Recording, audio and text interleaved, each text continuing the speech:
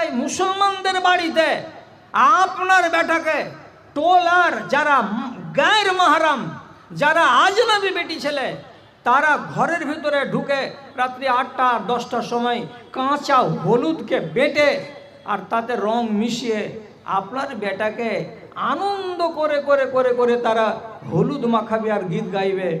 আল্লাহর কসম খেয়ে বলছি, রাসূলুল্লাহর হাদিস থেকে কেউ প্রমাণ করতে পারবে যে একটা ছেলেকে বিয়ের আগা দিন হলুদ মাখাতেই হবে?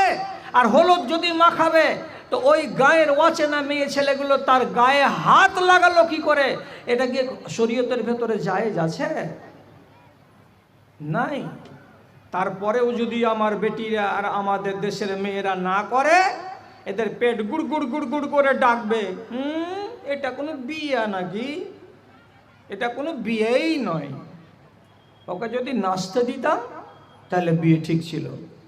আর একটা প্রশ্ন করছি, ও যে বিয়ে করে চলে আসলো, তো বিয়ে করার কালে সাথে করে কি 10টা মেয়ে ছেলে নিয়ে গেছিল যে তুই আমার বোন হলি, এটা আমার খালাতো বোন হলো, এটা আমার অমুক হলো, এটা আমার তুমুক হলো, চলো আমার বোনেরা আমার দিদিরা আমার বিয়েতে বরযাত্রী হিসাবে?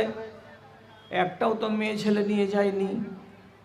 তাহলে আমাদের দেশের বিয়েতে একটা বরযাত্রী, বিয়েতে কমসে কম 100টা বরযাত্রী যাবে, তাতে 25টা মেয়ে ছেলে যাবে। কেন যাবে 25টা মেয়ে ছেলে? কে তোমাকে সাজতে বলল? আল্লাহ পাকের নবী বলছেন, তুমি মেয়ে ছেলে যদি তোমাকে বাইরে যেতে হয় আর যদি এখন যাবে আর বিকাল বেলায় ফিরে চলে আসতে পারবে, তাহলে তুমি একাই যাও। আর যদি তুমি এখন গিয়ে বিকাল বেলায় ফিরে আসতে না পারো, তাহলে পরে তোমাকে বাইরে বের হতে হবে না।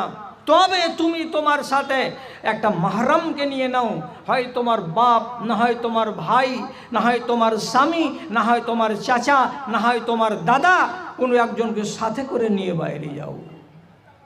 এটাকে এই যে লোকটির সঙ্গে বোলেরোতে বসে তুমি চলে গেলে হুড়াহুড়ি করে গুতাগুতি করে, আর প্যান্ডেলে বসে বেটা ছেলের সামনাসামনি বসে টেবিলে খানা খাচ্ছ, তোমার নাম জমিলা, তোমার নাম মারিয়াম, তোমার নাম আয়েশা, তোমার নাম নবীর মেয়ের নামে নাম ফাতিমা, তোমার নাম নবীর স্ত্রীর নামে নাম উম্মে সালমা, আর তোমার ব্যবহারগুলো কেমন চামান্নির মতো, লুচ্চা গুন্ডা মেয়েদের মতো, যে তুমি আজনবী মানুষের সামনে মুখকে খুলে দিয়ে মুখটাকে হা করে গ্যাল গ্যাল গ্যাল গ্যাল করে প্যান্ডেলে বসে খানা খাচ্ছ।